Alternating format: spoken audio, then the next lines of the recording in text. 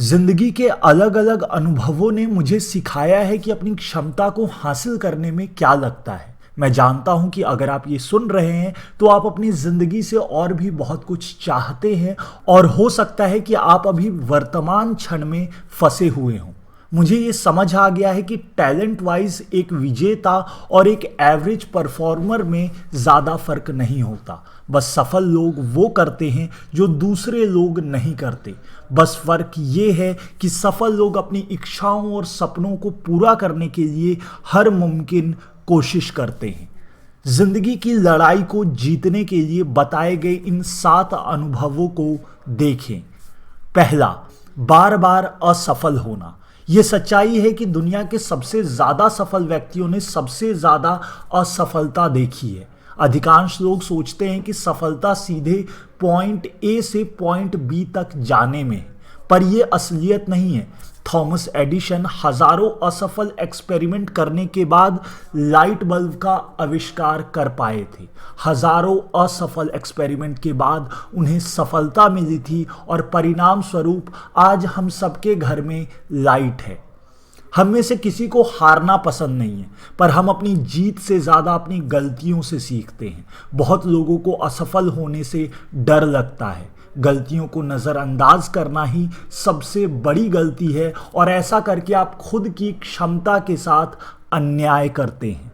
अपनी गलतियों से सीखें ताकि अगली बार आप बेहतर निर्णय ले सकें। दूसरा, अस्वीकृति का सामना करना।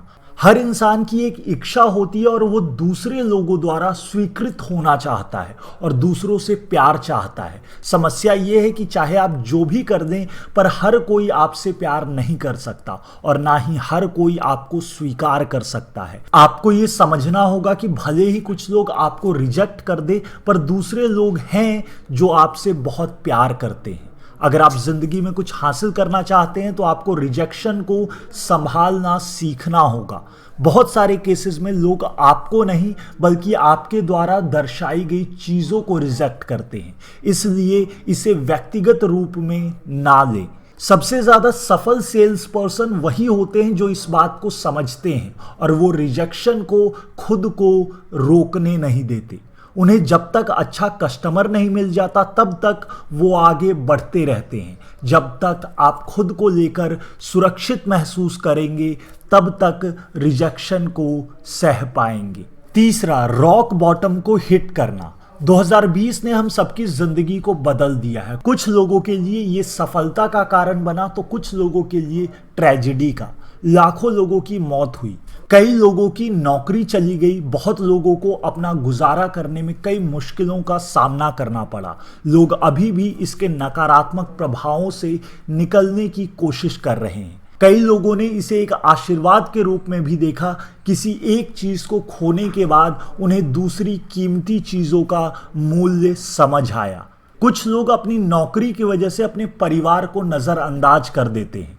मुझे पक्का पता है कि ऐसे अनुभवों ने कई लोगों को एंटरप्रेन्योर बना दिया होगा। चौथा, नफरत करने वालों से निपटना। आप जितना ज्यादा सफल होंगे उतने ज्यादा आपको नापसंद करने वाले लोगों की संख्या बढ़ती जाएगी।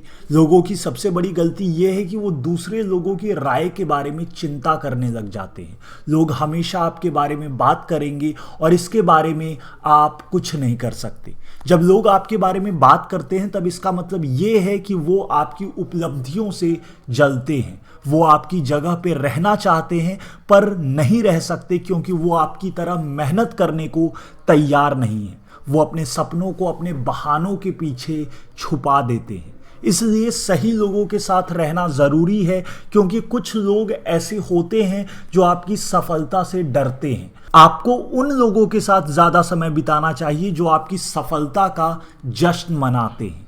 पांचवा, ऑथेंटिक बनना। जिंदगी के कुछ क्षेत्रों में सफल होने के लिए आपको दूसरे लोगों की नकल करनी पड़ेगी। इसे law of matching and modelling कहते हैं। इसका मतलब ये नहीं है कि आपको पूरी तरह उनके जैसा बन जाना है। ऐसा करना बस आपके लिए नहीं बल्कि उनके लिए भी गलत होगा। जब आप अपने असल व्यक्तित्व में रहते हैं तब दूसरे लोग इस चीज को पहचान लेते हैं और फिर उन्हें आपके साथ जुड़ने में परेशानी होती है। इंसान दूसरे लोगों की तरह बनने की कोशिश क्यों करता है?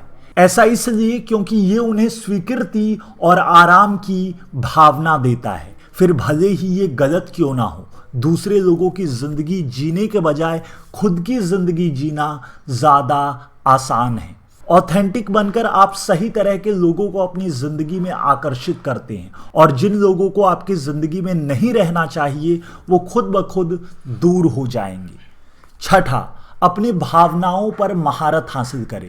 अपनी पूरी क्षमता को हासिल करने के लिए आपको इमोशनल इंटेलिजेंस विकसित करना होगा। सफलता हासिल करने से पहले आपको भावनाओं के रोलर कोस्टर का सामना करना होगा। किसी किसी दिन आपको लगेगा कि आप एकदम ऊंचाई पर है और कभी कभी आप खुद को एक असफल व्यक्ति की तरह महसूस करेंगे। सफल लोग भावनाओं को अपनी जिंदगी को निर्धारित करने नहीं देते, वो इसे प्रेरणा की तरह उपयोग करते हैं, चाहे ये जीतने की बात हो या हार के दर्द को सहने की। वो अपनी भावनाओं के उपयोग से अपने सभी काम करते हैं। Defend who God says you are, इस किताब से मैंने एक शक्तिशाली सीख ली है।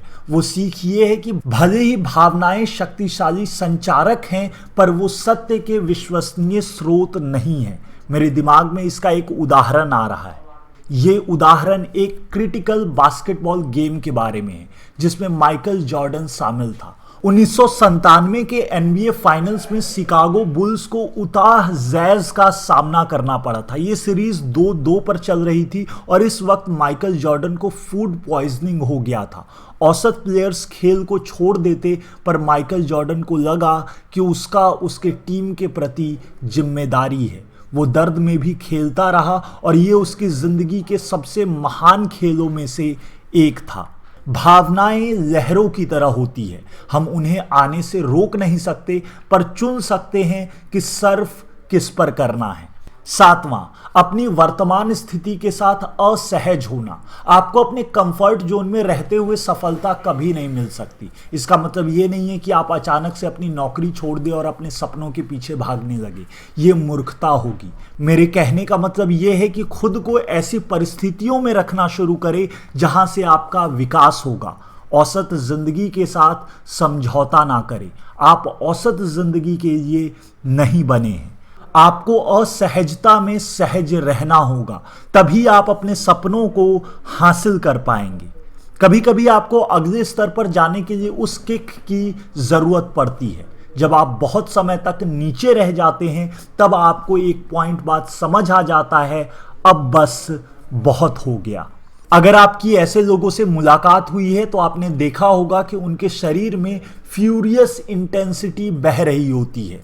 वो जीतने के लिए इतने दृढ़ हो जाते हैं कि हर मुश्किलों को पार कर देते हैं।